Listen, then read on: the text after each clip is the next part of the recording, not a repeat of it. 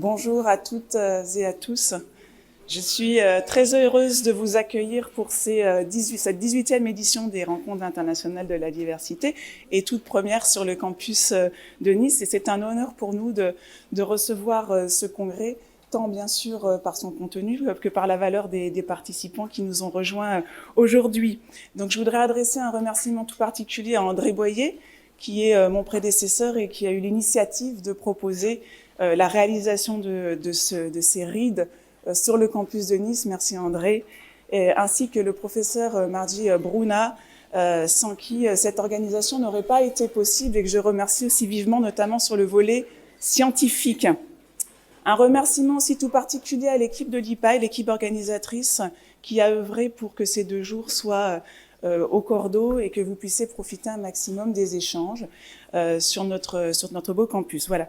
Donc je suis très fière d'accueillir ces rencontres de la diversité, car non seulement elles sont au cœur d'une semaine qui est consacrée aux femmes, aux droits des femmes, notamment par l'actualité politique nationale qui a marqué quand même ce début de semaine très très fortement en faveur des droits des femmes, et donc ça j'en suis effectivement particulièrement fière, et également parce que ce colloque se déroulera et se terminera par la journée officielle internationale du droit des femmes, également parce que le territoire de Nice et notamment la ville de Nice est une métropole extrêmement dynamique et active qui œuvre au quotidien en matière de diversité, d'inclusion et d'égalité d'échange, et donc à ce titre-là, encore hier, nous organisions en nos murs un événement spécial avec nos partenaires, la Women in Tech, et nous avons reçu des femmes exemplaires au parcours très inspirant qui nous ont bien sûr expliqué leurs actions et leurs activités dans la tech, symbole donc de nos alliances et de nos partenariats locaux avec le Centre Europe Direct notamment, Nice Startup et la métropole niçoise. Donc je ne serai pas très longue puisque la journée va être dense. Je souhaite vous remercier encore pour votre présence. J'invite Monsieur Peretti à nous rejoindre, bien entendu, pour son allocution. Et je vous souhaite un excellent congrès et de très belles rencontres 2024. Merci beaucoup.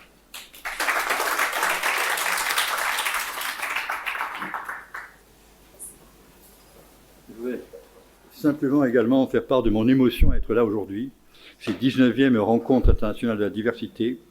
C'est toujours un plaisir d'être accueilli à Nice, et c'est un plaisir surtout sur ce thème de la diversité et de l'inclusion, qui est un thème auquel les rides ont permis de contribuer depuis maintenant 20 ans. Alors il y a 20 ans, lorsqu'on parlait de diversité, c'était essentiellement le problème de la non-discrimination et de la lutte pour l'égalité des chances. Et puis on a vu au fil des années s'élargir à la fois la communauté des enseignants-chercheurs dans ce domaine. De plus en plus de chercheurs ont travaillé sur ces thèmes. On a vu également se transformer la fonction dans les entreprises. On a vu apparaître les directeurs de la diversité, qui sont devenus quelques années après les directeurs de la diversité et de l'inclusion, et puis maintenant qui sont devenus les DEI, diversité, équité, inclusion, et donc avec chaque fois cet élargissement du champ, cet élargissement de la communauté, et également ces travaux de recherche toujours plus importants, et en même temps les progrès. C'est la semaine de la femme, et vous avez pu voir effectivement le rapport de l'INSEE publié avant-hier sur l'égalité salariale entre les femmes et les hommes, et jamais on n'a eu une telle réduction de l'écart. À poste égal, entreprise égale, on a ramené aujourd'hui l'écart entre les femmes et les hommes à 4%. 4%, ce qui veut dire c'est un peu l'épaisseur du trait, mais vu la tendance à la réduction, on peut déjà voir le moment où le salaire des femmes dépassera celui des hommes à entreprise, à poste égal et même entreprise. Donc il y a effectivement des progrès spectaculaires, et c'est bien que ces rencontres permettent chaque année, avec un programme très riche, d'avoir finalement des échanges qui contribuent à cela. Voilà, donc juste vous dire combien ce moment est important, combien finalement je dois remercier les organisateurs, remercier André qui a accepté l'idée d'organiser, ce qui est une lourde tâche, remercier évidemment la maison, remercier l'équipe de la chaire inclusive, le professeur Bruna, toute son équipe qui est là et que je retrouve toujours avec un immense plaisir. Et maintenant, donc, c'est Margie qui va introduire ce thème, introduire ces rencontres avec le talent que nous lui connaissons.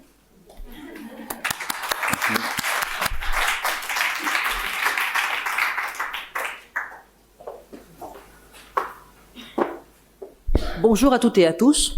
Je suis extrêmement heureuse aux côtés de Lydie, de Jean-Marie, de Jacques, de Jean-François et de vous toutes et vous tous, de Marie-Josée bien sûr, qui a beaucoup œuvré à l'organisation de ces rencontres, et bien de vous accueillir au sein de l'IPAG Nice dans à l'occasion de cette 18e édition des Rencontres internationales de la diversité, dont le thème nous interroge. Interroge tout particulièrement le lien entre la diversité, l'inclusion et l'intégration, problématique non seulement organisationnelle, mais civilisationnelle et politique, qui nous interpelle aussi bien d'un point de vue théorique et philosophique, d'un point de vue opérationnel et managérial, dans les choix et dans les actes organisationnels que nous posons au quotidien. Comme nous avons été un tout petit peu retardés du fait du quart d'heure académique qui devient une demi-heure académique de plus en plus, et c'est aussi, je veux dire, un rapport à notre temps liquide, la fluidité du temps, c'est aussi notre fluence dans la gestion des calendriers. Donc nous devons rattraper le temps, non pas perdu, mais le temps dépensé autrement, parce que c'est surtout ainsi, et notamment en convivialité et en discussion. Eh bien, on va essayer d'accélérer, de passer très très vite à la première table ronde, et ensuite on aura un moment, je pense, majeur et marquant, un débat entre Jean-François Charlat et Jacques Galins autour de deux ouvrages d'importance qui nous invitent à penser quelque part la responsabilité et l'irresponsabilité, espérons-le, de l'homo anthropologicus, en tout cas de l'homme riche de toutes ses potentialités, toutes ses facettes. Et ce sera une sorte de deuxième introduction à notre événement, à nos rencontres. En tout cas, c'est dire si nous sommes attachés à ces enjeux scientifiques, politiques et managériaux, c'est dire si la chaire entreprise inclusive consacre depuis 2016 nombre de travaux de recherche-action, de formation-action, d'accompagnement auprès d'une bonne cinquantaine d'entreprises et d'institutions nationales et internationales à l'exploration croisée des défis, des promesses, des abîmes aussi, des fractures et des trahisons, mais aussi des renaissances que nous pratiquons en matière d'inclusion, de diversité, de reconnaissance de l'éthique de l'altérité, de reconnaissance de la diversité des collectifs et finalement de réalisation d'une justice organisationnelle qui passe par le respect des règles pour peu qu'elles aient été collectivement définies et qui passe aussi par évidemment une conciliation, une recherche de compromis et de conciliation acceptable socialement et mutuellement, permettant à la société d'avancer, aux sociétés avec un petit s d'avancer et de dégager une croissance durable et inclusive, et finalement aux individus d'être reconnus comme singularité, mais une singularité qui se concilie et qui se décline au collectif, qui se concilie avec le collectif et qui se décline au pluriel et qui parvient à une transcendance du singulier dans un universel riche de toutes les particularités, comme le disait merveilleusement bien le grand poète Aimé Césaire. Et donc c'est bien à cela qu'on se convie collectivement à ce parcours en singularité, non pas une singularité fermée, excluante, exclusive, mais une singularité riche, car ouverte à l'altérité et capable, fondamentalement, de transcendance, transcender le singulier dans un universel riche de tous les particuliers. Voilà notre promesse collective, l'invitation au voyage intellectuel et humain de ces deux prochaines journées. Merci aux équipes, merci au campus de Nice tout particulièrement, sans qui l'inclusivité ne serait pas possible. Et merci tout particulièrement Lydie, Maria, Eric et toute l'équipe, Chloé, que je vois tout au fond, capter des moments de partage, d'intelligence et je sais, de dialogue des consciences. Merci et à très vite. Jean-Marie, tu reprends l'estrade.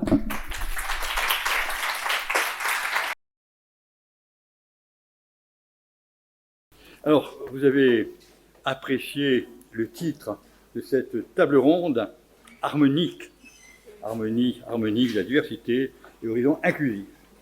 Donc, il y a un ordre d'intervenants. Je crois que c'est Margie qui démarre la première intervention. Alors, le thème de la communication est les harmoniques de la diversité, repenser l'inclusion des entreprises postmodernes par une éthique de la régulation. Merci à toutes et à tous. Merci Lydie. Merci Jean-Marie de cette introduction. Je vais effectivement être brève.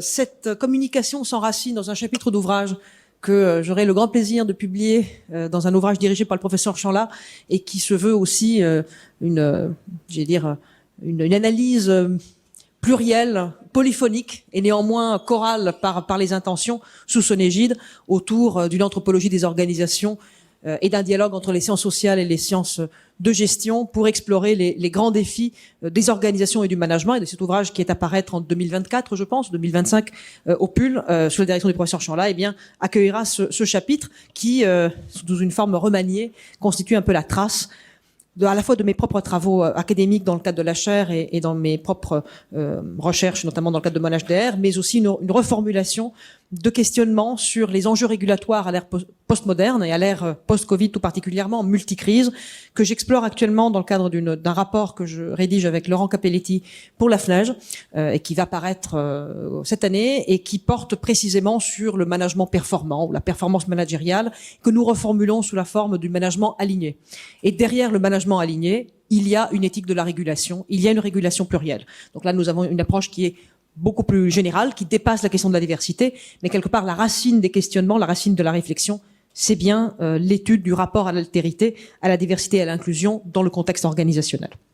Et donc c'est en quelques mots ce que je vais essayer de vous livrer dans ce cheminement vers les harmonies et les harmoniques de la diversité. Vous voyez le jeu de mots. L'harmonie, c'est l'aspiration. L'harmonique, c'est le chemin d'ajustement qui doit nous permettre, par des allers-retours aussi, de s'y rapprocher.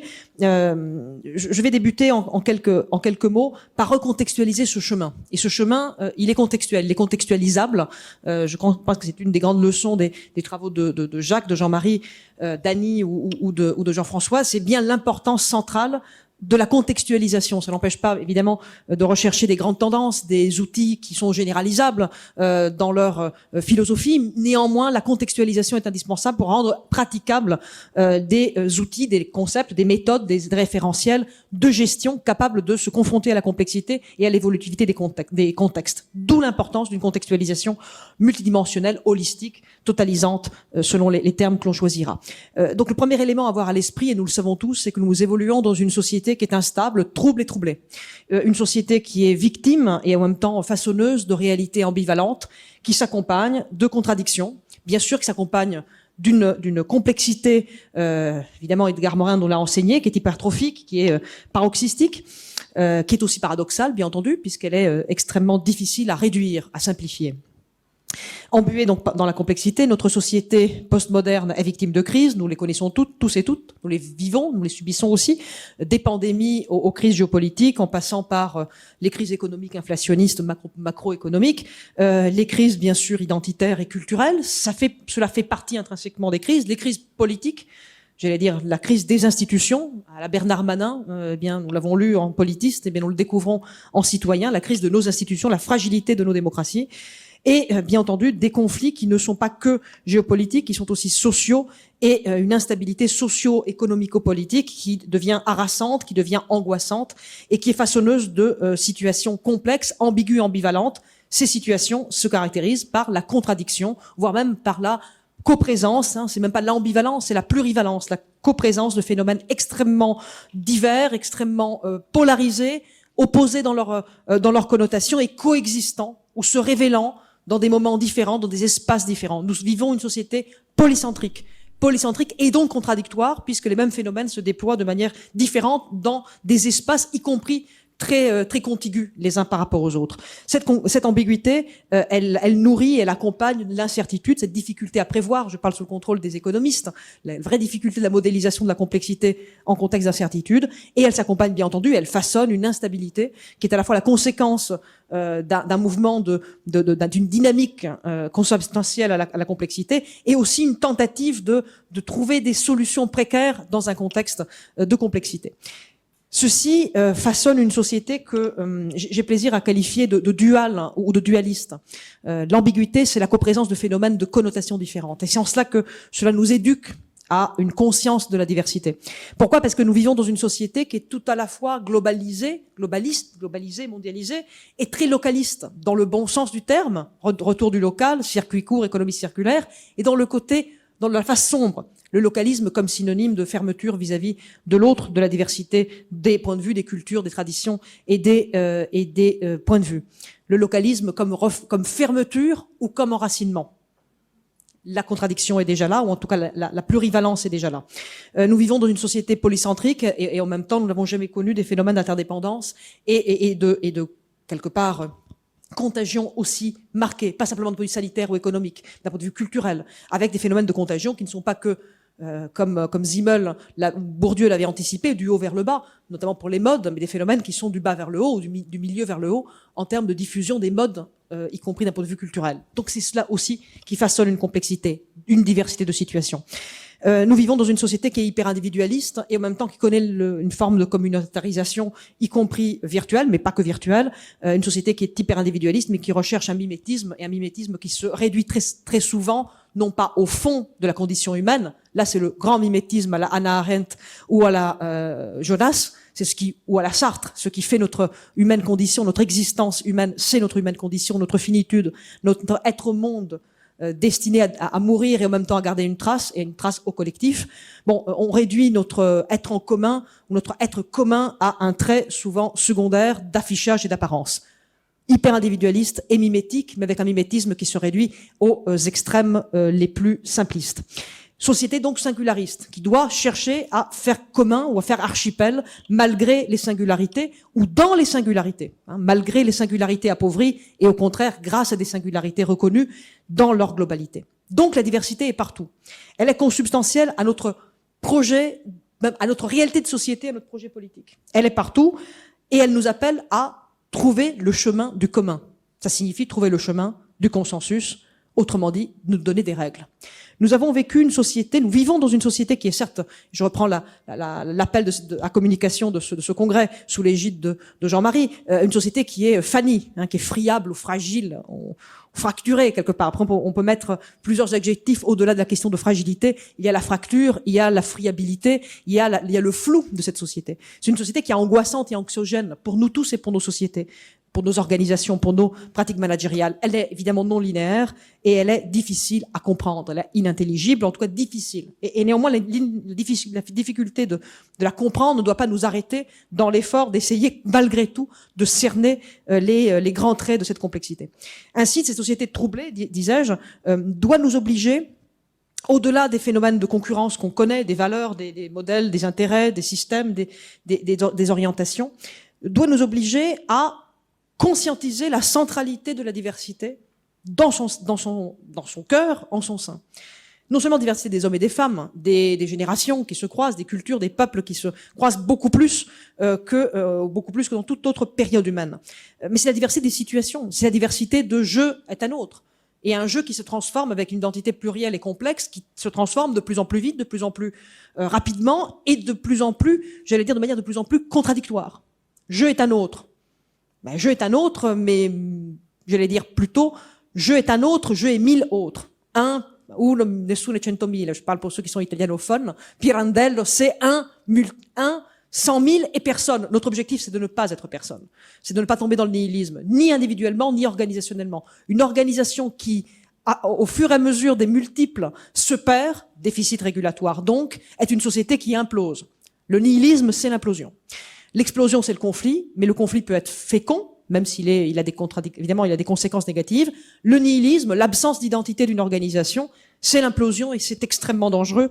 C'est une forme de nihilisme organisationnel. Contre ça, contre ce manque de règles, nous réaffirmons l'importance de la norme, ou plus précisément du processus de fabrique en commun, collectif des normes.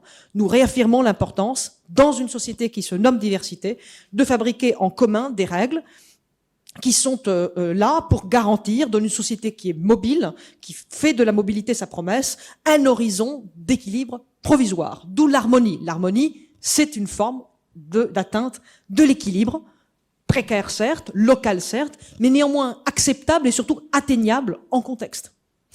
D'où l'importance de la règle. D'où l'importance de la dynamique régulatoire. Et je terminerai par cela. Pourquoi a-t-on aussi besoin d'une démarche régulatoire? Parce que nous savons que la diversité, c'est un arc-en-ciel des singularités ou des altérités, et que le processus d'inclusion vise précisément non pas à nier la singularité, ni d'ailleurs d'en faire l'alpha et l'oméga, mais de permettre à cette altérité de se déployer, de se réaliser dans des espaces et des cercles multiples. L'altérité se rencontre, les altérités se rencontrent dans des multiples espaces dans l'entreprise, de la task force au réseau en passant par l'équipe, et toutes les différentes de granularité qu'on peut choisir. Et d'autre part, l'altérité reconnue comme en éthique de l'altérité, en éthique de la responsabilité, qui se déploie dans des espaces communs, multiples et fluides, se doit à un moment donné de se réconcilier, de communier, de se transcender quelque part, d'un point de vue symbolique, dans un commun, dans un universel qui, sans la nier, la dépasse. Pourquoi? Parce que sinon, on ne fait pas de commun. Si nous arrivons à une célébration exclusive de singuliers qui deviennent multiples, mais de multiples dérégulés, qui ne se parlent pas, qui ne se font pas face à face, qui ne cherchent pas des compromis, un pas les uns vers les autres, le risque implosif est très fort. Et c'est à cet égard que nous plaidons pour, organisationnellement, une inclusion qui est un processus dynamique qui part de l'individu, passe par les multiples et parvient à une unité organique qui se construit comme la complémentarité des organes humains permettent un équilibre qui va au-delà de chacun des organes qui le composent. Nous en revenons peut-être à certains mythes fondateurs, quels que soient les peuples. Nombre, alors je pense aux mythes latins, mais pas que. Il y a de nombreux mythes ou légendes qui nous inspirent une leçon de recherche d'équilibre, de complémentarité dans les organes, l'entreprise organique. Je pense que c'est une notion que nous devrions réexplorer peut-être dans une prochaine ride. J'en terminerai en disant que cette inclusion, c'est un fait social total. C'est aussi un défi. C'est un défi multidimensionnel, multifacette, multiniveau. Quel est d'abord un projet politique, un projet de société, un dessein, une téléologie, une finalité à construire en commun. Elle est ensuite un patrimoine de valeurs à construire en commun aussi. Le polythéisme des valeurs, pour reprendre Weber, c'est aussi le début d'une difficulté à vivre ensemble. Par contre, la reconnaissance du polythéisme des valeurs et la recherche du commun dans des valeurs multiples, dans des valeurs différentes, c'est aussi le début d'une démarche inclusive. Ensuite, l'inclusion, c'est un projet.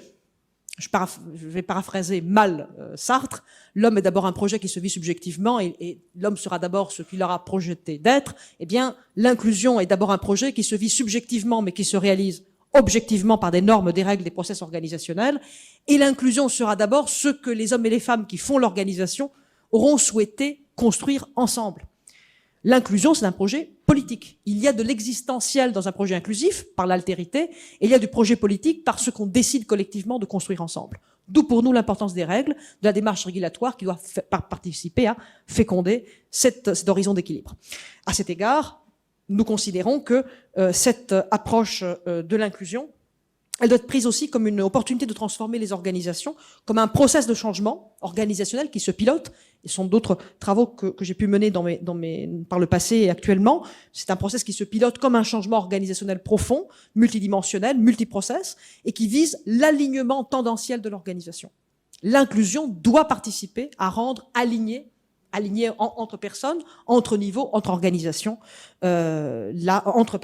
services, entre BU, l'organisation.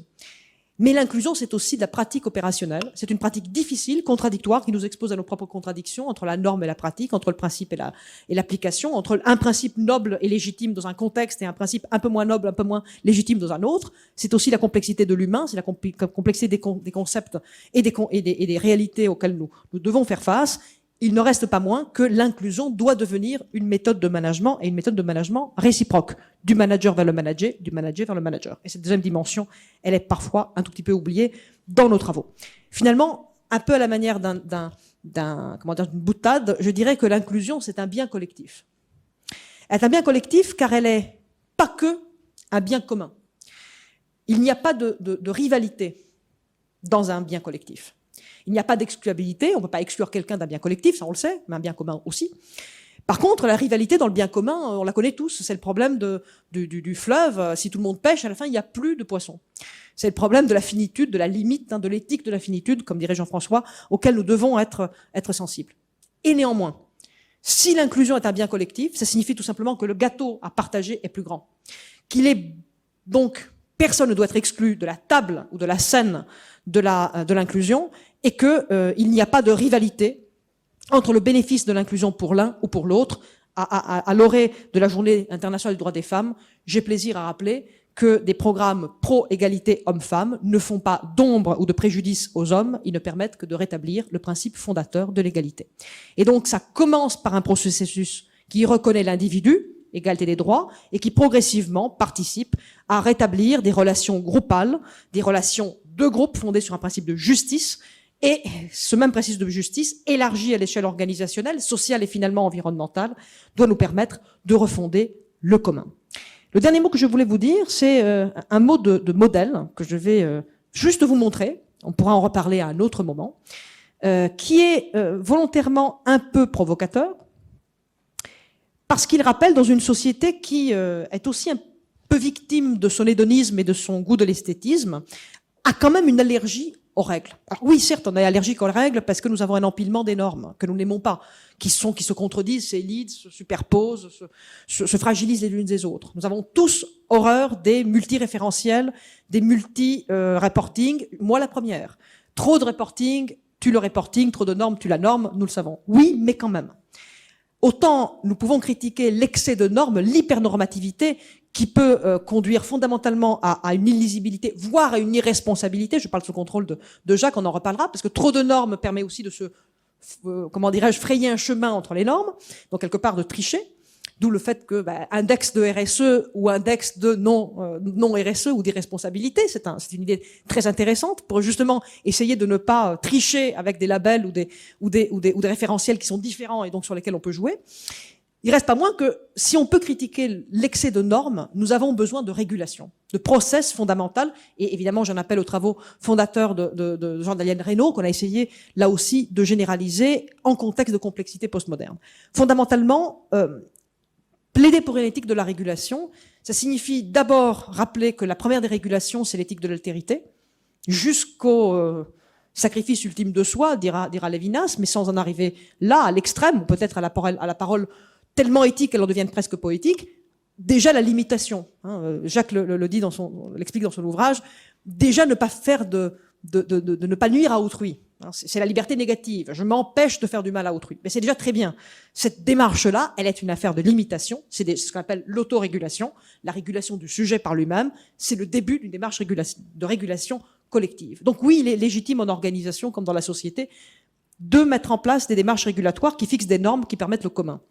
Elle commence par la pratique de l'autorégulation. C'est ce que l'économie sociale et solidaire, ce que bien sûr l'anthropologie fondamentale, je pense aux Inuits, je pense aux Indiens, aux démarches, je pense à la fameuse Kula ou aux textes fondamentaux de Mauss sur les systèmes totaux chez les Inuits. Eh bien, effectivement, l'autorégulation, les systèmes qui s'autorégulent, qui commencent par l'autorégulation du sujet, qui passent ensuite par la régulation autonome des collectifs, permettent un équilibre. Donc on n'a pas forcément toujours besoin, dans les systèmes humains, de l'institution externe qui impose le respect de la règle. Quand nous sommes des millions, des milliards, nous avons quand même besoin de régulation externe. La régulation de contrôle a sa légitimité, mais elle ne peut pas être l'alpha et l'oméga dans un monde aussi complexe et qui tend vers la démocratie. La régulation autonome ne suffit pas à elle-même. La régulation conjointe, tripartite, État, patronat, syndicat, reste indispensable, mais ne suffit plus à l'heure des parties prenantes. C'est pourquoi nous plaidons pour une régulation plurielle, capable, par la pluralité et le pluralisme, de manière réaliste, autrement dit en priorisant le poids des parties prenantes, pour être pragmatique, eh bien de construire en commun des règles du jeu qui permettent au commun de se construire, de se déployer et de fonctionner. Cette régulation plurielle, nous l'avons testée empiriquement pour la première fois dans le cadre de l'étude de la FNEJ. C'est une idée théorique à ce niveau, c'est une idée observée dans la diversité.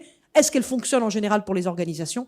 Les retours des dirigeants sont plutôt positifs, qui nous montrent bien que au-delà des comités de parties prenantes et des comités participatifs, il y a une conscience qui monte, qu'il faut accompagner notamment par le mouvement social, de mise en alignement par l'action collective. Or, cette action collective, elle nécessite d'espace où les règles sont redéfinies en commun et de manière pragmatique, en prenant en compte, malheureusement, pour être pragmatique, le poids différent des parties prenantes, sans exclure les parties prenantes centrales, à commencer par les salariés, à commencer par les écosystèmes et évidemment les parties prenantes d'impact que sont les territoires. Donc voilà pourquoi, dans une démarche régulationniste, la diversité permet la construction du commun. Mais la question maintenant qui nous reste à traiter, c'est quels espaces, quels outils, quelles méthodes concrètes, éthique de la discussion à la mode européenne, d'autres démarches, point d'interrogation, À nous de construire des outils qui permettent justement cette conciliation sans nier la singularité, mais en construisant aussi un collectif. Merci et pardon d'avoir été un peu longue peut-être. Merci.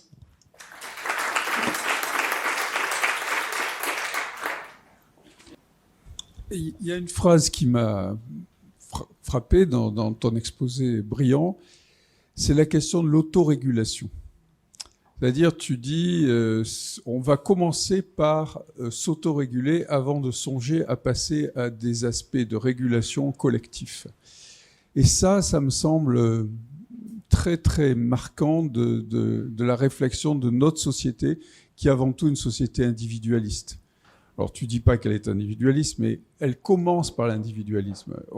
Je ne sais pas si dans le même colloque que l'on tiendrait en Chine, on commencerait comme ça, et probablement on commencerait par la collectivité. Et là, je pense là, bien sûr, à la diversité, à la différence de culture. Voilà, donc je voudrais que tu explicites un peu ce postulat, en fait, que tu as fait. Je tends à penser que dans une société effectivement individualiste, où l'individu est le noyau initial ou central, la capacité d'autorégulation, de limitation du sujet, est le début, au fond, d'une émancipation par la règle. Alors, je n'ai pas été au bout de ma pensée, peut-être un peu provocante, mais il y a quand même une allergie à la règle externe. J'ai été frappé par les réactions épidermiques à l'époque Covid, où par manque justement de collectif, de sens du collectif, on a considéré qu'on était très très victime presque de violence vis-à-vis d'individus parce qu'on restait à la maison pour sauvegarder l'intérêt du collectif et d'ailleurs pour sauvegarder aussi notre intérêt propre. Donc parce qu'on a eu du mal à comprendre que la règle de confinement, elle ne faisait de plaisir à personne, mais elle essayait de faire le moins de mal possible aux autres et à soi-même, que j'ai considéré qu'effectivement le début du cheminement doit être un cheminement d'autorégulation, qui ne suffit pas, mais auquel nous pouvons avoir prise en partie ou en prise positive en tant que pédagogue, parce que c'est aussi l'éducation que l'on peut donner en tant que parent, en tant qu'éducateur, mais aussi en tant qu'enseignant. Ça n'empêche évidemment pas qu'il faille construire des processus collectifs sur lesquels, d'ailleurs, on travaille et j'en parlerai demain. On arrive effectivement à bâtir des systèmes de convergence des valeurs, sur les finalités, sur les règles. Et c'est une éthique de la discussion fondamentalement à la Habermas qui pourra nous aider comme méthode. Mais il n'empêche pas que si nous n'avons que la régulation collective ou la régulation de contrôle fondée sur un intérêt collectif de type confinement, eh bien la règle est beaucoup moins bien acceptée que si elle part d'un mouvement volontaire accompagné, encadré ou dépassé par une régulation collective. Mais ça, c'est parce que nous sommes des hyper-individus. Évidemment, si nous étions dans un modèle beaucoup plus communautaire, eh bien, là où le jeu n'existe pas et on ne parle qu'au premier personne du pluriel, le nous prime sur le jeu, la régulation est d'abord collective parce que l'individu est second par rapport au collectif. Mais là, effectivement, c'est un enjeu anthropologique, mais aussi un enjeu politique. Nous vivons dans un État libre où l'individu peut s'exprimer. Effectivement, le contexte chinois est un petit peu différent parce que la régulation de contrôle prime sur toute autre forme de régulation. Bien entendu. Merci. Bonjour à tous, et puis on est Marie-Noël, donc ma collègue et moi-même Nadia, nous sommes très contentes d'être ici parmi vous aujourd'hui pour vous présenter une communication conceptuelle de la gestion de la diversité qui va nous amener à la gestion des personnes diverses, donc c'est ce qu'on va vous présenter. Puis je voulais juste dire que ça va être pour moi très difficile de passer juste derrière Maria Giuseppina, donc voilà. Donc tu peux y aller. Donc on va voir la notion de gestion de la diversité dans un premier temps. Ensuite, on verra la gestion des personnes, qu'est-ce que c'est, et comment est-ce qu'on construit en fait la gestion des personnes diverses.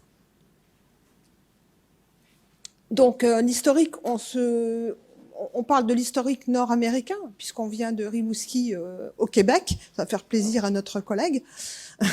Donc au niveau de nord-américain, États-Unis, donc c'est le programme d'action positive et d'égalité des chances à partir des années 80-90. Ensuite, si on regarde les trois autres périodes, ces trois phases en fait, de 91 à 2000, on a l'avènement de la mondialisation. Là, qu'est-ce qui se passe? Il y a énormément de personnes qui vont quitter leur pays pour aller travailler aux États-Unis.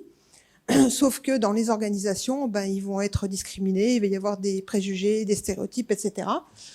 Et on va mettre en place, les organisations vont mettre en place des pratiques pour faire en sorte que ces personnes soient performantes et qu'elles puissent apporter quelque chose à l'organisation.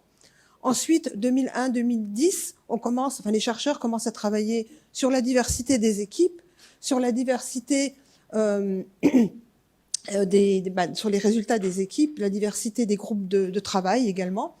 Ensuite, 2011 à 2020, la dernière période, on va aller vers les catégories de la diversité. Donc, il y a la race, il y a l'âge, enfin, il y a pas mal de catégories. Et puis, on va parler de l'approche de gestion de changement, justement, pour pouvoir gérer la diversité. Alors, quelques définitions. Donc, certains chercheurs se sont penchés sur les luttes contre les stéréotypes.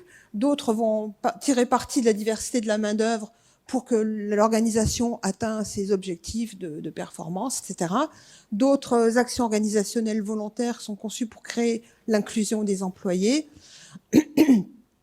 Ensuite, on a des écrits qui sont basés sur des perspectives d'identité individuelle, personnelle et des perspectives d'identité sociale.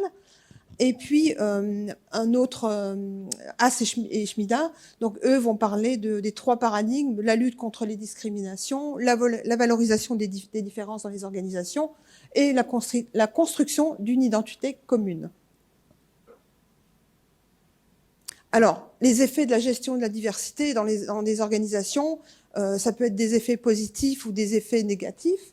Au niveau individuel, au niveau du groupe, au niveau de l'organisation. Au niveau individuel, on va voir qu'il peut y avoir, ça peut donner de l'engagement, mais ça peut aussi donner de l'absentéisme. On peut avoir de la satisfaction, mais on peut aussi avoir du turnover. Au niveau des groupes, il peut y avoir des conflits, comme il peut aussi y avoir de la cohésion, de la performance de groupe, la génération d'idées, de la création de richesses, etc. Au niveau organisationnel, on va voir de la performance financière, de la productivité, de la compétitivité des entreprises, donc les effets positifs et négatifs de cette gestion de la diversité. Alors, toutes les différences ne sont pas égales. Au niveau de la diversité de la diversité, donc on a des diversités qui vont être observables, elles vont être visibles, elles peuvent être invisibles aussi.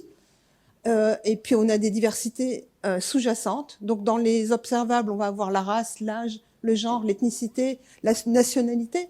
Du côté sous-jacent, personnalité, socio-économique, fonctionnelle, éducationnelle, expérience professionnelle, durée d'emploi et bien d'autres. Au niveau des audibles aussi, ça peut être audible. Là, par exemple, la glottophobie, l'histoire des accents et tout ça, et qui, bien souvent, on est discriminé par ça aussi. Donc ça aussi, c'est important.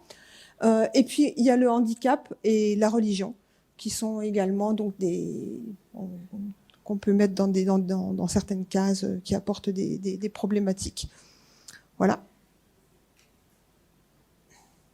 Alors l'inclusion, donc moi je vais être très rapide sur l'inclusion, ou le management pour la diversité. Donc bien sûr, d'abord on gère la diversité avant d'inclure les personnes. La diversité, donc c'est l'état d'hétérogénéité qui est existant ou qui est souhaité. L'inclusion, donc c'est un processus par lequel cet état peut être atteint, géré et maintenu. Les personnes sont considérées normales entre guillemets. Donc c'est un concept qui va plus loin que la gestion de la diversité. Voilà. Donc, je passe la parole à ma collègue. Donc on va pouvoir parler de la notion de gestion des personnes.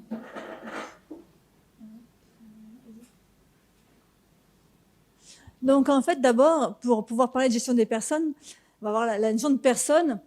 Mais qu'est-ce qu'une personne, d'accord? Si je reprends l'Include, ce qu'il nous dit, c'est vraiment le contraire, c'est un peu le contraire d'un centaure, d'accord? Vous voyez le centaure, l'image là. Si je vous demande, est-ce que vous pouvez me dire ce que c'est qu'un centaure? Vous allez pouvoir, à mon avis, assez facilement pouvoir me décrire et me dire ce que c'est qu'un centaure. Si je vous demande, est-ce que vous avez déjà rencontré un centaure?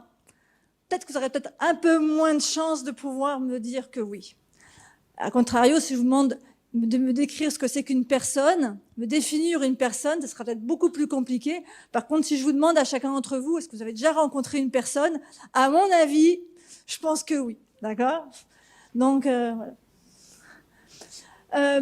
D'un point de vue plus conceptuel, nous, en tous les cas, on va définir la personne avec plusieurs points. D'abord, ce n'est pas un objet, d'accord? Je me sens ni même... donc, je me sens assez éloignée d'une table ou d'une chaise, d'accord? Je ne suis pas un objet. je suis un être complexe, parce que moi, en tant que personne, donc je me vois en tant que personne, mais je pense que chacun d'entre vous, vous pouvez aussi vous considérer comme étant des personnes, disposant à la fois d'une intériorité, et à la fois, d'un point de vue, donc si je reprends par rapport à l'étymologie, donc tout ça, et à la fois, donc c'est à la fois l'intériorité, et à la fois l'image que l'autre me renvoie, d'accord? Si je reprends le personae et puis tout ce qu'il peut y avoir avec au niveau grec, prosépon, et puis tout ce qu'il peut y avoir donc par rapport à ça, donc c'était à la fois donc moi, mon intériorité, et ce que les autres peuvent voir de moi.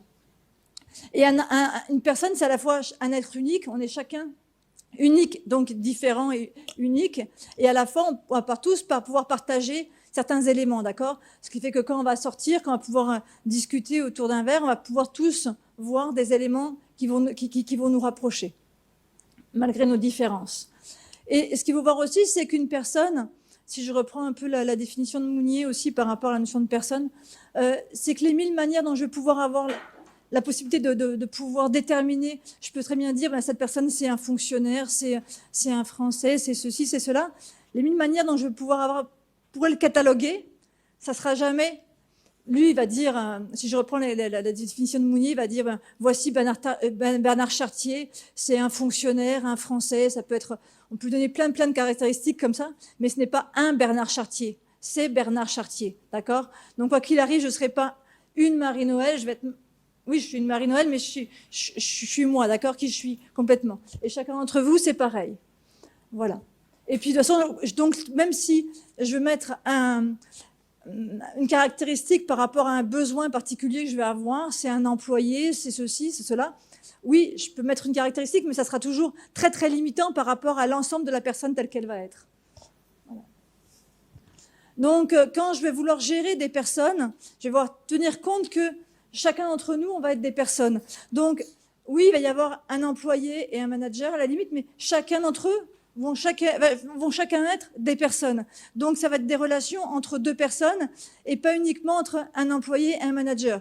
Et donc, chacun va avoir... Donc, voilà. Donc, c'est ça qu'il va falloir voir avec l'importance de la dignité de chacun et de ce qu'on va vouloir avoir donc, par rapport à chacune de ces personnes-là qui ont envie d'être reconnues en tant que personnes.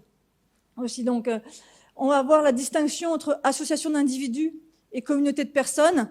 Association d'individus, on peut avoir tout un, comment ça s'appelle, un continuum entre les deux.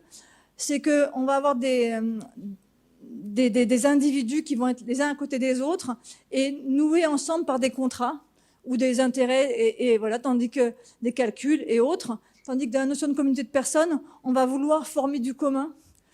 Et où à la fois on va respecter l'individualité de chacun, le fait que chaque unicité de chacun, mais à la fois la volonté aussi de faire du commun. Donc on est quand même assez proche avec des choses qui ont été dites précédemment. Et donc attends juste. Et que ce qu'il faut comprendre, c'est que le nous qu'on va vouloir partager dans les organisations, les différents nous d'ailleurs dans les organisations, parce qu'il y a plusieurs communautés. Ça ne veut pas dire automatiquement qu'on est d'accord que tout le monde va être d'accord, ni que tout le monde va absolument avoir les mêmes objectifs. D'accord, il y a aussi, on est complètement réaliste et que cet humain est complètement complexe et ces humains sont complètement complexes. Donc, il faut aussi tenir compte de ces complexités-là, que l'humain est à la fois altruiste et égoïste, donc tous ces éléments-là stratégiques. Donc, on n'est pas dans un monde de bisounours ou de calinours, quoi qu'il arrive. D'accord, il faut être réaliste aussi. Donc, on va pouvoir passer à la gestion de personnes diverses. C'est sûr que gestion de personnes diverses, le mot peut paraître, c'est évident. Les personnes, par essence, sont diverses, d'accord? Mais on insiste sur cette diversité en parlant de gestion de personnes diverses. C'était pour insister sur cette diversité. On sait que les organisations sont composées de personnes qui sont à la fois diverses, complexes, interdépendantes. Et donc, chacune va influencer les uns par rapport aux autres. Et donc, on va vouloir, donc, avec cette gestion de personnes diverses, on va vouloir se positionner par rapport à cette diversité-là, justement. Dans la gestion de la diversité, on veut se concentrer sur certaines différences, comme le genre, la culture, le handicap, mais par quoi ça peut accroître la stigmatisation. Donc, on veut, c'est quelque chose, c'est aussi un pendant d'une gestion de la diversité. L'inclusion, en tout cas, telle qu'on le voit dans une vision, en tout cas, nord-américaine des choses, ça passe par la connaissance de l'autre, avec chacun avec ses différences, donc on veut pouvoir tenir compte de ça. avec notre façon de voir la gestion de de la diversité des personnes diverses, on met à la fois l'accent sur les respects de l'unicité de chacun, de la connaissance de l'autre, d'accord. Et ça, c'est vraiment important, un peu dans une vision de l'éthique de l'altérité, qui est développée par Maria Sepina, d'accord. Mais à la fois, cet objectif, c'est pouvoir trouver, comme tout à l'heure c'était dit aussi, pour trouver du commun. Mais ce commun peut se faire vraiment aussi à un niveau très très micro, entre deux personnes, entre tout ça. Et ça peut permettre justement de développer l'acceptation de la complexité de chacune des personnes en essayant de trouver ce commun entre les personnes. Et donc, en essayant de favoriser sans imposer ces diversités, en gérant les identités, en tenant compte aussi de l'irrationalité de chacun, en tenant compte de tous ces éléments-là, pour à la fois, ça peut permettre de favoriser la performance aussi, en tenant compte des coûts cachés. D'un point de vue très très concret, d'accord. Par exemple, dans nos cours, avec Nadia, chacune dans des cours très très différents, mais ce qu'on va essayer de faire, on va avoir des classes très diverses, que ce soit d'un point de vue ethnique, d'un point de vue même de handicap, d'âge et tout, parce qu'on a des classes vraiment extrêmement diverses au fin fond de notre campagne au Québec. Et donc, ce qui se passer, c'est que à chaque fois, en général, au début de nos cours, on essaye non pas de mettre l'accent sur la différence de chacune, c'est tout des différences souvent qui sont facilement observables, visibles, audibles ou n'importe quoi, mais on va essayer de faire trouver par les personnes qui sont avec nous, parce que chaque étudiant sont aussi des personnes, on essaie de leur faire trouver du commun entre eux, parce que c'est important, parce que ce commun-là va permettre après, va favoriser l'ouverture. Il faut de l'ouverture à l'autre pour pouvoir aller essayer de trouver le commun, mais le commun va pouvoir aussi renforcer cette proximité, d'accord, dans notre vision des choses. Donc, il y a à la limite une boucle récursive par rapport à ça, entre ce commun et cette ouverture. Donc, c'est à la fois tenir compte de l'unicité de chacun, de ses diversités, parce que chacun a des diversités, et à la fois essayer de voir, il est où ce commun. Puis même moi, par rapport dans notre département, on essaie de mettre cette culture-là aussi en œuvre un petit peu, même dans notre petit département. Par exemple, mon voisin de bureau, c'est un gars beaucoup plus jeune que moi, qui est originaire du Burkina, qui va enseigner là, qui est en macroéconomie, très très post-positiviste, on va se dire zéro commun avec moi. Eh ben si, on va faire du sport ensemble, on a des valeurs communes, on est impliqués dans des associations ensemble. Pareil pour mon autre copain Ali qui est en finance, qui arrive de Tunisie, ben c'est pareil, on a trouvé d'autres choses, d'autres communs, et puis on a beaucoup de fun ensemble. Puis c'est ça, et puis on va réussir à se trouver du commun 2 à 2, 3 à 3, et puis à faire ensemble du groupe et à se créer quelque chose, et après à pouvoir travailler sur des objectifs communs et des choses communes. On va avoir des divergences. On ne peut pas être d'accord sur tout, mais on va pouvoir se créer du commun. Et rien qu'avec des relations de personne à personne qui nous semblent en tous les cas importantes. Donc c'est ce qu'on voulait vous dire par rapport à notre façon de voir la gestion des personnes diverses. Voilà, nous vous remercions. Merci pour cet exposé. Donc ma question est sur la relation entre la globalisation et la gestion de la diversité. En général, on nous dit, voilà, avec la globalisation, c'est devenu plus complexe de gérer la diversité. Mais est-ce qu'il y aura des facilités que la globalisation, en tout cas la deuxième globalisation qui s'est faite, ce que Dany Rodrik appelle le désenchantement du monde en reprenant Weber, est-ce que ça a facilité quand même un aspect de la gestion de la diversité? Ça, c'est ma première question. J'ai une question pour Margie, j'ai pas eu le temps de te la poser. C'est sur la régulation, justement. Donc, on sait aujourd'hui qu'il y a un paradoxe, en tout cas d'un point de vue macro sur la régulation. On a des enjeux globaux, réchauffement climatique, RSE, etc. Mais la régulation se fait toujours d'une manière locale ou régionale. Depuis la théorie des blocs de Paul Krugman, on le sait.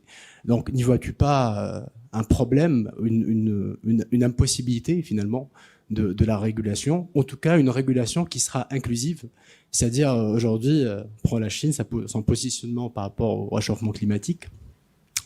il est un peu en contradiction avec le positionnement européen, américain. Comment on fait en fait? Est-ce qu'on est obligé d'exclure justement pour réguler ou pas? Et merci. Ben, juste pour moi, la globalisation, tout va dépendre si on trouve du commun ou pas. Donc ça peut favoriser, comme ça peut ne pas le favoriser. Ça dépend où on va trouver ce commun-là. C'est une excellente question. Je pense que ça mérite un sujet de recherche ad hoc. Mais en un mot, tu as parfaitement raison. Il y a un découplage, non pas un couplage, mais un découplage de régulation entre l'échelle locale. Alors nous, on est bien à l'échelle des organisations, donc on est dans le local organisationnel versus le local politique. On n'est évidemment pas au même niveau. Il ne reste pas moins qu'il y a un découplage entre la régulation macro, celle qu'on pourrait réaliser à l'échelle déjà d'un pays, de la Commission européenne pour l'Union, à l'échelle de l'Union européenne, pour les pays membres, voire les organes internationaux. Et on constate plutôt la crise des organisations internationales, des organisations du multilatéralisme, qui n'arrivent justement pas, à l'échelle ne serait-ce que géopolitique, à gérer les grands conflits. Je n'épiloguerai pas sur les échecs de l'ONU ou du Conseil de sécurité, mais qui sont vraiment manifestes à nos yeux. Donc, je tends à penser que, tout comme, encore une fois, nos travaux tendent à dire que l'autorégulation, ensuite la régulation autonome, donc déjà dans les espaces plus petits, ensuite conjointe et à terme plurielle dans les organisations de plus grande taille, est un début d'un processus régulatoire, autant je tends à penser que la reproduction à l'échelle politique de ce même mouvement emboîté est peut-être la solution. J'ai du mal à penser une régulation sur nos questions de diversité à l'échelle au-delà de nationale, voire régionale au sens européen du terme. Parce qu'il y a la question effectivement culturelle, parce qu'il y a la question juridique, parce qu'il y a la question de la mise en œuvre. Est-ce qu'on arrivera à tendre vers un universalisme des droits humains comme baseline ou comme plutôt base, comme fondement d'une régulation mondiale? Je pense que c'est toute la croyance ou l'utopie à laquelle on adhère. Empiriquement parlant, à l'échelle des organisations, dès lors que le droit international, sauf exception, n'est pas impératif en tant que tel, je veux dire, dès lors que les résolutions de l'USN ne sont pas impératives, il est très difficile de dire on se réclame du droit le plus universel, le plus général possible pour rendre exécutoire une mesure, ne serait-ce que de régulation collective à l'échelle politique. Lorsque le droit international devient, ou le grand principe de droit international deviennent droit national, droit local, c'est le bloc de constitutionnalité qu'on peut rendre, j'allais dire, le plus universel, praticable à l'échelle locale. Donc je crois plutôt à ce mouvement-là. Il ne reste pas moins que trop affaiblir les grands principes universels a tendance justement à créer un processus d'exclusion où effectivement, tu as l'action climatique, tu as parfaitement raison, on va réguler ce qui peut être très coercitif pour nous, qui va dans le bon sens, mais qui peut être très excluant pour les autres, à des niveaux ou à des vitesses de développement économique qui sont le fruit du passé, d'une histoire qui était une histoire soit d'esclavage, soit de colonisation. Donc je suis parfaitement d'accord sur la question climatique. Je me rappelle les discours d'attaque d'il y a 15-20 ans qui disaient attention aux normes, aux clauses sociales et environnementales pour lesquelles les mêmes militants de gauche ou d'extrême gauche se battent à l'échelle nationale, à l'échelle attaquienne, j'allais dire. Ils disaient attention, c'est du nouveau protectionnisme pour empêcher les pays du Sud de se développer. Tout dépend si elles sont là pour exclure des grands pays qui ont les moyens, je pense à la Chine ou à l'Inde, de faire évoluer leur cadre social et leur mode de gestion environnementale, ou si ça sert à exclure le petit paysan ou le petit indépendant brésilien de l'Amazonie. Ce n'est pas du tout la même logique régulatoire. Donc je tends à penser que obliger les grands pays à s'aligner sur les best practices lorsque économiquement ils le peuvent, ça va dans le bon sens. Obliger une régulation forcée qui en fait cache du protectionnisme violent, ça va à l'encontre de nos principes. Mais c'est toute la difficulté de la régulation et des régulations dont on parle. Merci. Donc peut-être un sujet de recherche à traiter. Donc, Sophie Briard, professeure à l'Université Laval, département de management. Je suis avec ma collègue Corinne Béguerie-Godard et une autre collègue du Québec aussi, Christine Morin. C'est pas anodin, notre petit trio. Vous allez voir, on travaille beaucoup en partenariat avec le milieu, avec l'Institut dans lequel je travaille, que je dirige, l'Institut Équité, Diversité, Inclusion, Intersectionnalité. Donc, on va être vraiment dans le concret, nous. Puis, je pense qu'avec ce que Maria a présenté, a très bien introduit, on est dans les processus de gestion. Moi, je suis dans une faculté de gestion, puis on a été confrontés rapidement, quand on a commencé à vouloir faire de l'inclusion, que les organisations nous ont dit comment on fait ça. Donc, oui, les beaux principes, l'unicité, c'est intéressant. Qu'est-ce que l'inclusion? Comment on gère la diversité? Mais comment on le fait concrètement? Donc, c'est un petit peu l'objectif de notre présentation aujourd'hui. On est vraiment dans les processus actuellement, dans les résistances aussi. Vous allez voir, Je vais vous en dire quelques mots. Donc, le contexte chez nous, vraiment, on a parlé d'EDI, on a parlé d'égalité, on a parlé d'équité. Et là, l'inclusion, on dirait que ça fait plus écho pour les organisations chez nous parce que c'est tangible, c'est concret, on va transformer. C'est inclusif aussi. On a parlé beaucoup de gens qui se sentent exclus, hein, parce qu'on inclut, il y a certains groupes qui se sentent exclus. Donc, on essaie d'avoir une approche où tout le monde se sent inclus, tous les groupes. Hein. Chez nous, au Québec, on parle beaucoup de groupes historiquement marginalisés ou de groupes en quête d'équité. Pourquoi on parle de ça? Parce que c'est la Commission des droits de la personne et de la jeunesse du Québec, avec ses programmes d'accès à l'égalité, qui a beaucoup introduit ces concepts-là. On a catégorisé les gens parce qu'on s'est rendu compte qu'il y avait une sous-représentativité, un peu comme dans tous les contextes. Là, il y avait une sous-représentativité des groupes. Donc, on a catégorisé 4-5 groupes, femmes, premier peuple, personnes en situation de handicap, vous en avez parlé, personnes racisées, tout ça. Donc, c'est un peu notre jargon, mais c'est ces groupes-là qu'on essaie d'inclure. Puis, il y a des résistances même de ces groupes-là qui se disent moi je veux pas être inclus, on entend ça souvent parce que je suis membre d'un groupe et tout ça. Donc on est beaucoup là-dedans. Donc pourquoi on travaille sur l'inclusion? Plusieurs démarches d'inclusion initiées au Québec. Je pourrais vous en parler longtemps. Une des plus importantes qui a donné un élan chez nous, c'est le gouvernement du Canada qui a forcé toutes les universités au Québec à faire des plans en EDI. Je sais pas si vous êtes un peu là-dedans aussi dans vos organisations. Si on faisait pas ces plans-là pour les chaires de recherche du Canada, on coupait carrément le financement. Donc, on parle de milliards de dollars ici. Donc, un électrochoc, là, chez nous, on en a eu un.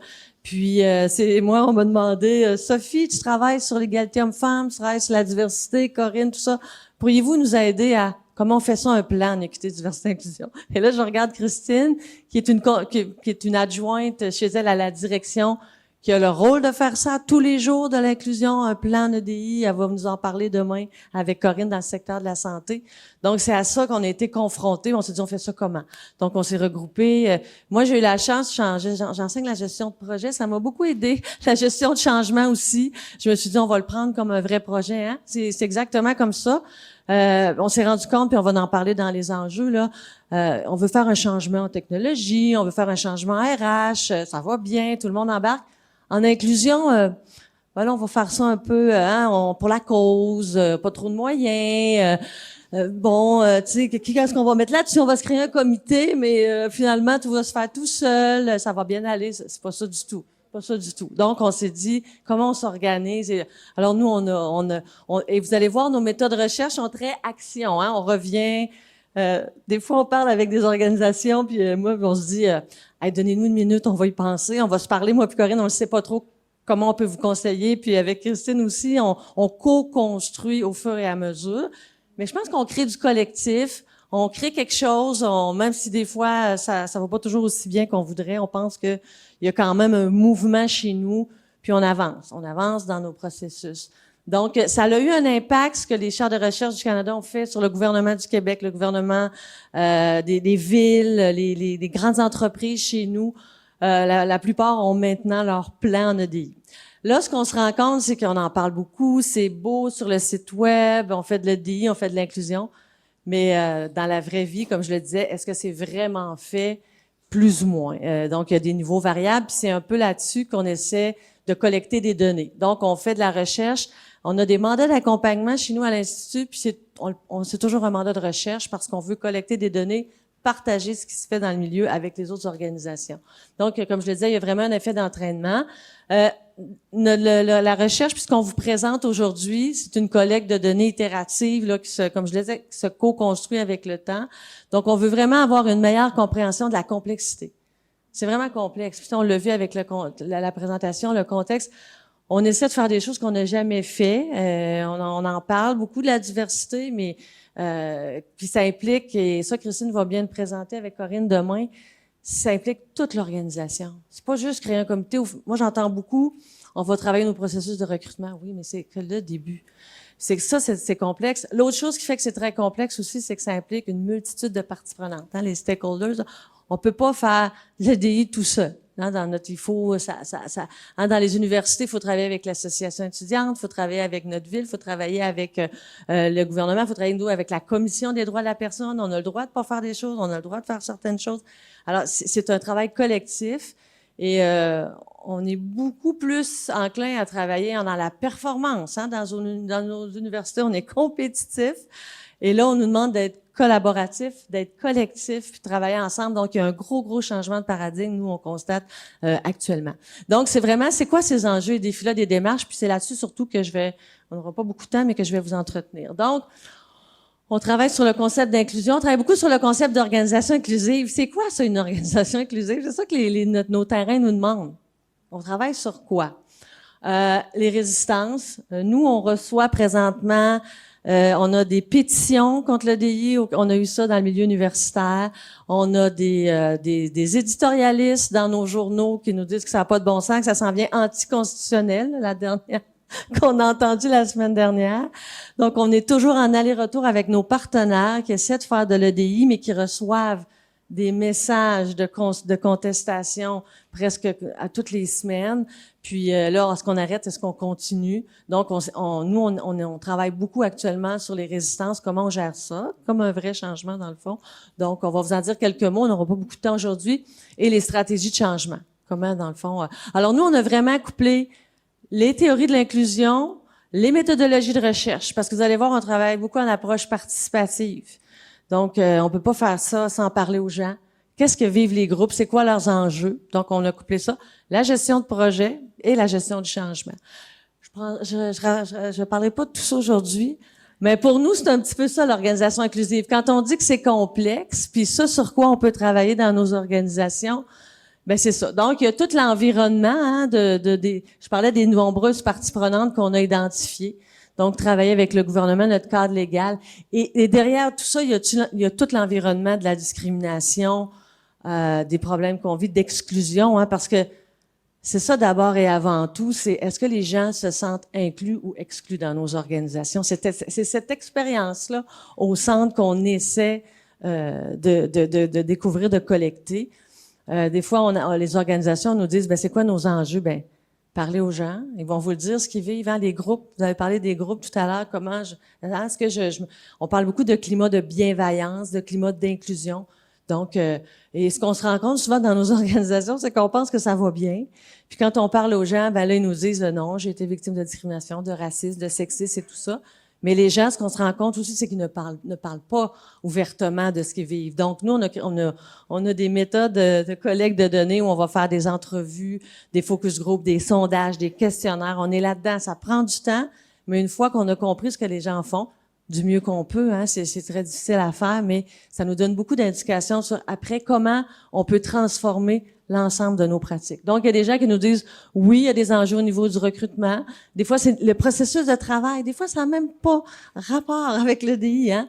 C'est la façon dont on travaille avec nos clients, la façon dont on facture nos clients, nos processus de travail. Là, je pourrais vous donner plein d'exemples qui vont affecter cette expérience-là d'inclusion. Toutes les conditions de travail, hein, est-ce que je me sens inclus? Est-ce que je sens que mon collègue à côté de moi est beaucoup plus rémunéré, est beaucoup plus... on se dit, on essaie d'avoir des processus égaux, mais c'est pas le cas. La question de l'harmonisation travail-famille, des gros enjeux liés à ça qui touchent l'inclusion. Toutes les politiques de harcèlement et violence sexuelle, donc on n'ose pas beaucoup parler. Hein. Chez nous, on a des politiques, mais qu'est-ce que les gens vivent? Comment on travaille en amont? Tout ça, c'est important. La culture inclusive, actuellement, à l'Université Laval, on est en train de développer un outil sondage où on va vraiment passer ça à toute la communauté étudiante, tout le personnel sur le climat. Est-ce que les gens ont l'impression que le climat est inclusif? Des mesures individuelles d'accompagnement. Je rentrerai pas là-dedans aujourd'hui, mais les fameux quotas, les cibles et tout ça. Gros débat encore chez nous. On oppose quotas à compétences. Donc, les postes de décision aussi. C'est comme ça que ça a commencé chez nous, de dire oui, on est très inclusif, mais comment ça se fait que chez nous, à l'Université Laval, on a une personne qui est professeure pour les premiers peuples. On a 0,1% de personnes qui s'identifient comme en situation de handicap. Donc, je pense que quand on regarde, on veut pas parler que de statistiques, mais quand on regarde ça chez nous, c'est là, on dit c'est la pointe de l'iceberg dans le fond. Donc, on n'est pas si inclusif que ça. Donc, c'est un peu là-dessus qu'on travaille sur l'organisation inclusive. Je vous ai parlé un petit peu de nos méthodologies. Donc, comment on a collecté ces données-là? On fait de la construction théorique, empirique, on fait de l'ethnographie institutionnelle. Donc, on est sur le terrain, puis on essaie de collecter les personnes on fait de l'observation. Comme je vous disais, on parle aux gens, on a des entrevues individuelles, des entrevues de groupe. Des petits sondages. On essaie de trouver, vous savez, hein, l'inclusivité, on essaie de trouver toutes les façons que les gens peuvent s'exprimer. Parce qu'il y en a qui aiment mieux parler, il y en a qui aiment mieux expliquer d'une autre façon. Donc, on essaie de diversifier nos méthodes. On regarde ce qui se passe au niveau des documents, des entretiens, tout ça. Donc, ça, c'est un peu ce qu'on a fait. Je vais passer là-dessus, mais c'est un peu les gens les enjeux dont on va vous parler tout à l'heure. C'est un peu cette collecte-là qu'on a fait. Alors, on a travaillé au moins au niveau de 10 universités au Québec. Les organismes subventionnaires de recherche qui sont très impliqués aussi, je vous en ai parlé tout à l'heure avec les chaires de recherche du Canada, qui essaient dans leur processus de mettre en place des plans EDI. On a travaillé avec des centres de recherche universitaires aussi. Donc, il y a à peu près 25. Et là, vous avez le détail là, de ce qu'on a fait en termes de méthodologie de recherche. Donc, quelques enjeux et défis, il y en a beaucoup. Je vais essayer d'aller rapidement, on n'a pas beaucoup de temps. Donc, je ne sais pas si vous allez avoir accès au papier. Puis c'est un papier qu'on veut publier aussi, là, qui est en révision dans une revue canadienne dans le milieu universitaire. Donc, 4 enjeux et défis qu'on a regroupés. Donc, le premier, c'est un enjeu et défi lié aux expériences d'inclusion. Donc, comment, je disais tout à l'heure, hein, il y a des enjeux. Comment on va considérer ce que les groupes nous disent, comment on va collecter cette information-là. Chez nous, il y a un aspect assez sensible de l'auto-identification. Je ne sais pas si vous avez ça dans vos contextes, mais si on veut savoir qui sont ces gens-là, moi, par exemple, je vais faire une collecte de données avec des gens, des personnes de la diversité. Comment je les identifie, ces gens-là? Tout le monde nous pose la question. Je ne sais pas si vous avez des réponses, des processus chez vous, mais le handicap, c'est pas toujours visible. La diversité sexuelle puis la pluralité de genre non plus. Donc, il faut que les gens disent, ben moi, je m'identifie à ce groupe-là ou je travaille là-dessus, puis je vais vous donner mon point de vue. Parce que chez nous, hein, jamais, c'est par, pour et avec, là. Donc, moi, je peux pas parler au nom de ce que je suis pas, de ce que je connais pas. Donc, on s'assure toujours d'essayer d'avoir une pluralité de voix, une diversité de points de vue. Mais comment on fait pour... les gens en situation de handicap, ce qu'on entend, c'est... Est-ce que si je dis que je suis en situation de handicap, est-ce que je vais être stigmatisée? C'est ça, là. Pourquoi? Hein? Parce qu'on s'en rend compte sur le terrain. Les gens nous parlent de leur handicap. Dans des formulaires d'auto-identification, personne s'auto-identifie ou presque pas, ou de façon anonyme. Donc ça, c'est un gros enjeu chez nous. Parce que comment on amène les gens à être uniques dans leur rang, comme on vous en avait parlé, puis comment après ça, on les amène à partager ça dans le collectif pour en trouver des points communs. Les enjeux et défis liés aux pratiques organisationnelles inclusives. On veut faire de l'inclusion, mais les gens ne savent pas ce que c'est. Donc, c'est difficile, hein? Tout ce que je vous ai montré, l'organisation inclusive, là, par quel bout on prend ça? Je veux faire un nouveau recrutement. Comment je vais faire? Tu sais, alors, il y a des enjeux au niveau, le Maria, tu es en train de complexité dans la définition des plans aussi. Un plan en EDI, donc, je fais ça comment? Qu'est-ce que je mets là-dedans? Je commence par quoi? Donc, il y a toute une sensibilisation à faire. Je sais pas si vous êtes confrontés à ça, mais nous, là, il faut commencer par des ateliers, de la formation, un lexique, un vocabulaire commun, parce que les gens... Puis, tout le monde a l'impression qu'ils en font aussi, hein, puis tout le monde a une opinion personnelle là-dessus. C'est un sujet tellement difficile, parce que, oui, moi, j'ai vécu ça, ma sœur, mon beau-frère, mon collègue, et tout le monde... Hein, mon meilleur ami... Donc, à un moment donné, c'est comme si on n'est pas capable de trouver quelque chose faut sortir de ça un peu aussi en disant, OK, mais c'est pas parce que toi, t'as pas vécu d'harcèlement que ça n'existe pas dans ton organisation. Donc, comment on arrive à faire un commun avec ça? Toutes les perceptions d'opposition, j'en ai parlé. Parce qu'on fait de l'EDI, les gens ont l'impression qu'ils perdent quelque chose. Il y a une perception d'inéquité qui est réelle et qu'on essaie de documenter. Il y a chez nous, on a dit que ça atteignait c'était une atteinte à la liberté, hein, à la liberté académique, parce qu'on demande maintenant aux chercheurs d'inclure des principes d'inclusion dans leurs projets de recherche. Mais là, c'est comme s'ils peuvent plus dire, hein, c'est comme si on les brimait au niveau de leur liberté d'expression. Donc ça, on a vu ça.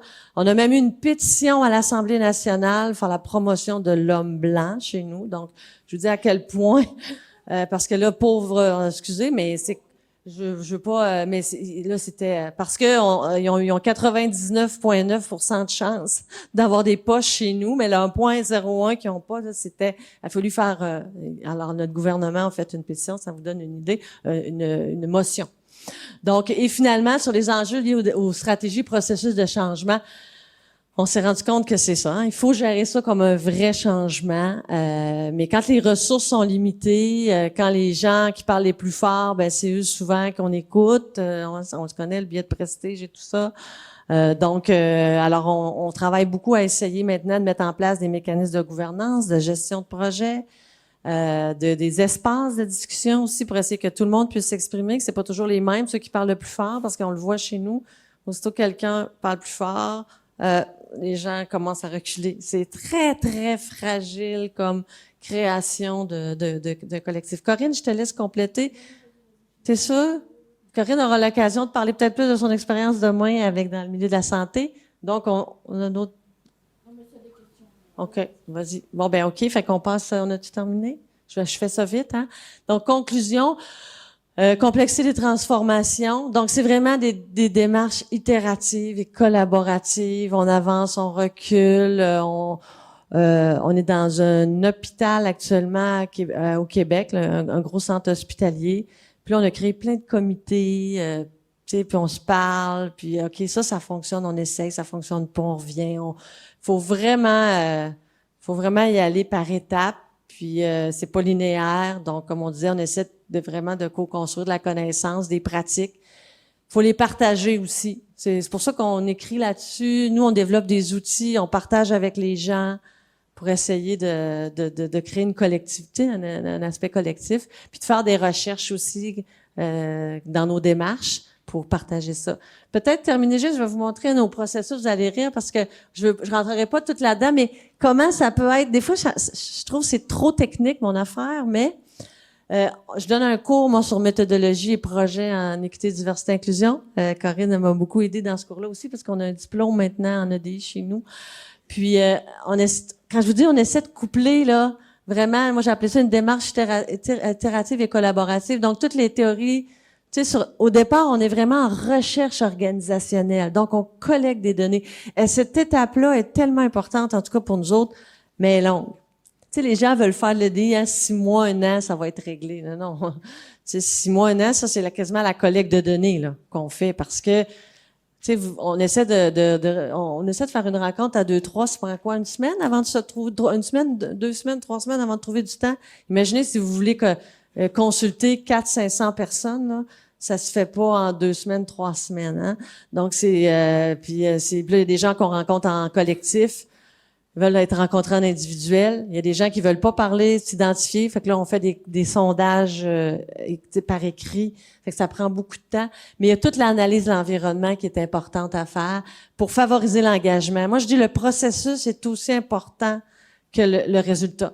Moi, un plan DU, on peut vous en faire un, là, 1 heure, c'est réglé, mais ça vaudra rien. Je vous le dis, ça vaudra rien. Parce qu'il faut que les gens sentent qui ont participé, qui ont été consultés, ça les engage, puis ça devient plus facile après à réaliser. Après ça, on est vraiment dans le design thinking. Donc, qu'est-ce qu'on fait ensemble? Faut le créer ensemble, ce plan-là. En tout cas, nous, on y croit beaucoup. Christine vous parlera aussi de son expérience chez elle, mais c'est ce qu'on essaie de faire, hein, de faire adhérer les gens pour qu'ils travaillent sur des enjeux qui les concernent. S'ils croient pas, surtout en EDI, là, s'ils croient pas, ils le feront pas. Puis non seulement ils le feront pas, mais ils vont résister. Puis ça va être pire que d'avoir rien fait. Je vous le dis, si on essaie de mettre un plan qu'on ne réalise pas, on recule plutôt qu'avancer. En tout cas, nous, c'est ce qu'on a constaté dans nos recherches. Ensuite, il y a la partie gestion. Faut se faire un plan, faut se faire des budgets. C'est ça que les gens ont de difficulté à comprendre. Ils vont faire ça par-dessus leur autre truc ou on demande toujours aux mêmes personnes. Hein? Parce que je suis une personne racisée, moi, je suis l'expert en personnes racisées, je suis sur tous les comités parce que je m'identifie à diversité sexuelle et pluralité de genre. Et là, ces gens-là deviennent sursollicités, charge mentale importante. Alors, une gestion partagée dans l'organisation. Il faut que ce soit transversal. Et finalement, on veut en faire des organisations apprenantes. Hein. Dans le fond, on se transforme. On devrait plus être la même organisation à la fin qu'au début. Ça implique tout le monde, pas juste les personnes. Donc, alors, on essaie un petit peu de décortiquer ça pour aider nos gens. Puis l'aspect communicationnel est vraiment transversal à tout ça.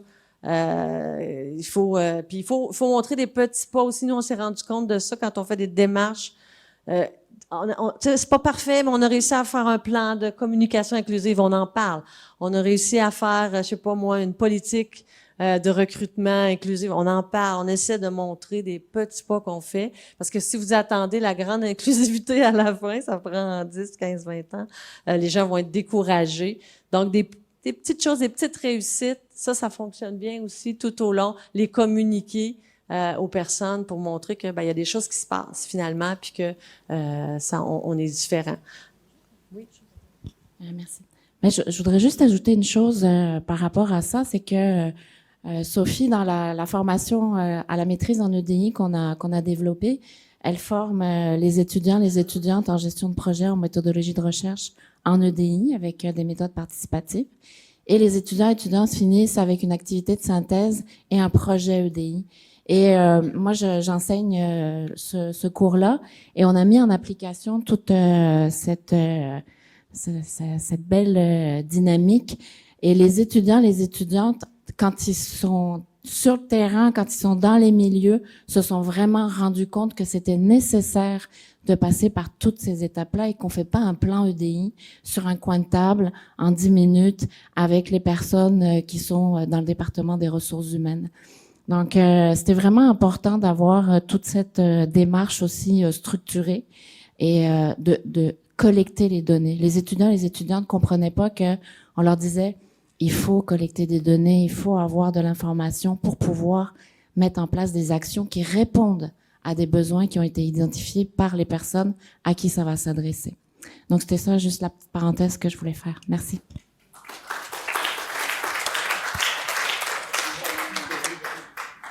Je vous remercie pour votre présentation. J'ai beaucoup aimé la partie sur les enjeux. Et comme vous avez posé plusieurs fois la question dans vos contextes, il y a peut-être un enjeu qui me manque, c'est l'enjeu lié aux personnes elles-mêmes en charge des projets EDI.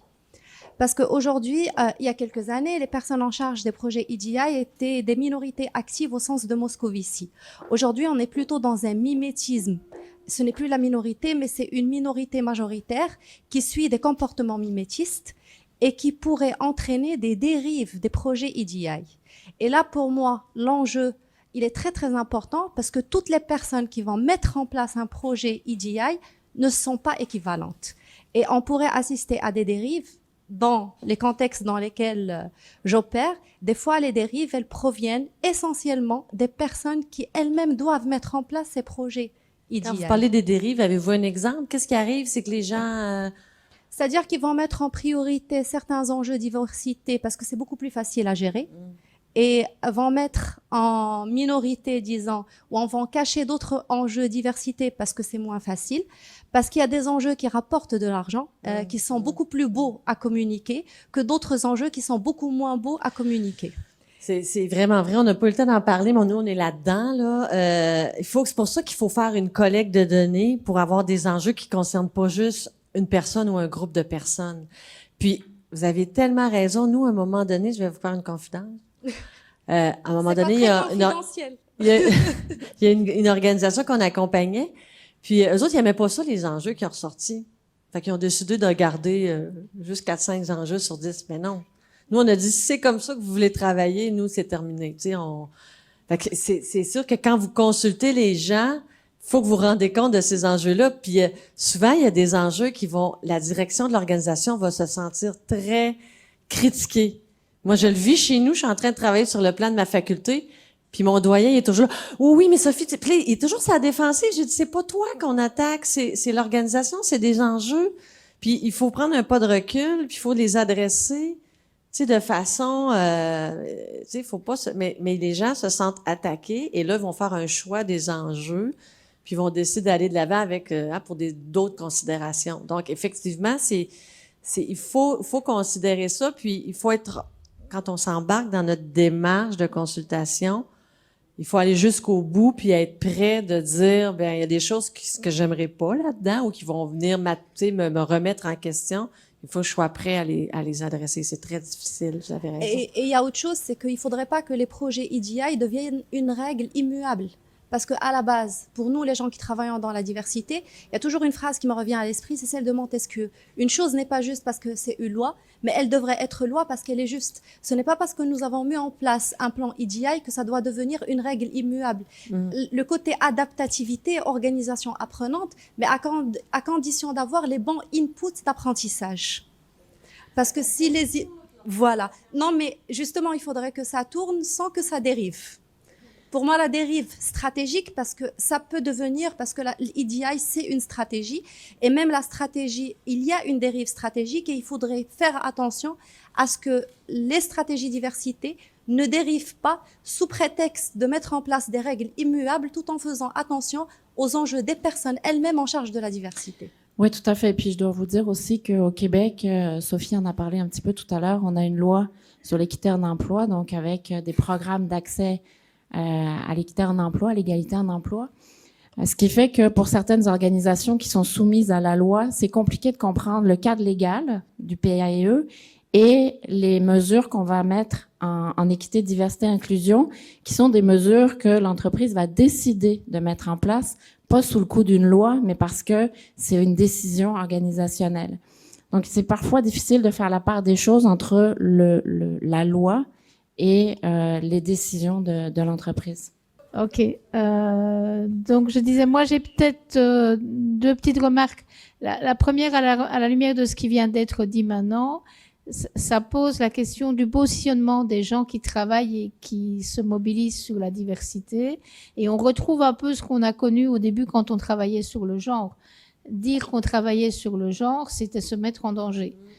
C'était évident que vous n'alliez pas faire carrière, c'était évident que vous alliez être marginalisé. Et d'ailleurs, moi, j'ai commencé à travailler sur le genre quand j'ai été nommée prof ordinaire et qu'il ne pouvait plus rien m'arriver. Et j'ai dit, maintenant, je fais ce qui me fait plaisir. Mais avant, j'aurais jamais osé.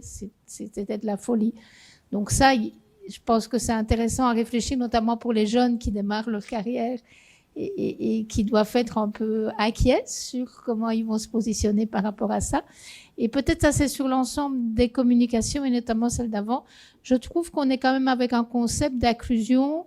Pour le moment donné, on ne sait pas trop de quoi on parle. Il n'y en a aucun de vous qui a finalement défini c'est quoi l'inclusion et quels sont les indicateurs qu'on va utiliser pour mesurer cette inclusion. Moi, je suis retournée voir, par exemple, quand on va du côté de l'Union européenne, on dit l'inclusion, c'est un processus qui garantit les possibilités et les ressources de chacun de participer pleinement à la vie économique, sociale, culturelle.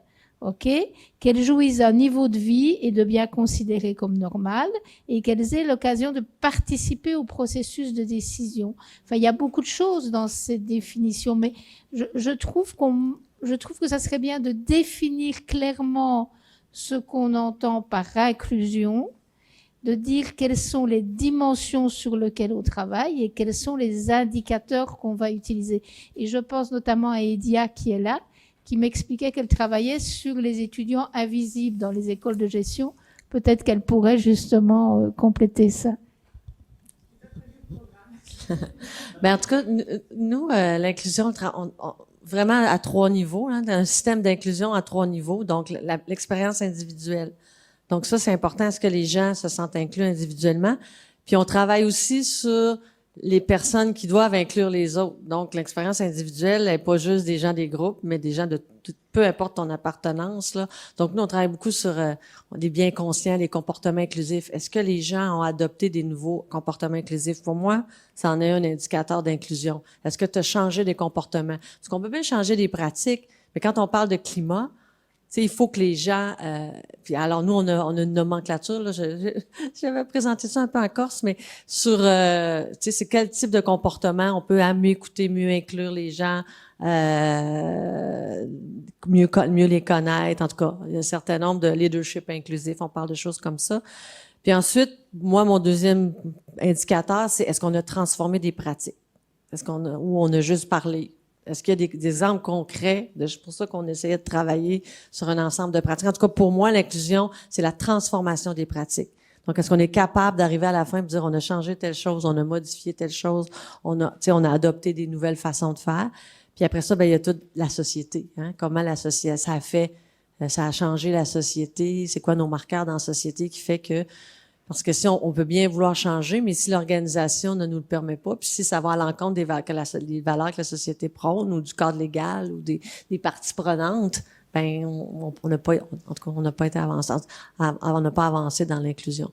Donc je sais pas si, en tout cas, on essaie d'être un peu plus concrète de cette façon-là quand on travaille dans nos projets d'inclusion.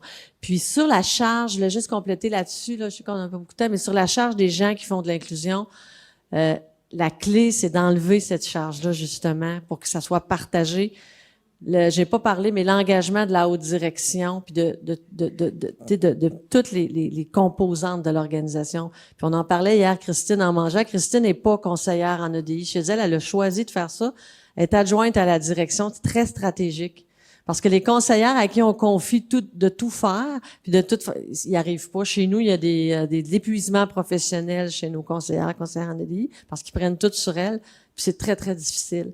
Donc, en tout cas, s'il y a une façon peut-être qui peut nous amener à sortir de ces pièges-là, c'est celle-là, d'essayer de partager la responsabilité dans l'ensemble de l'organisation. J'arrête.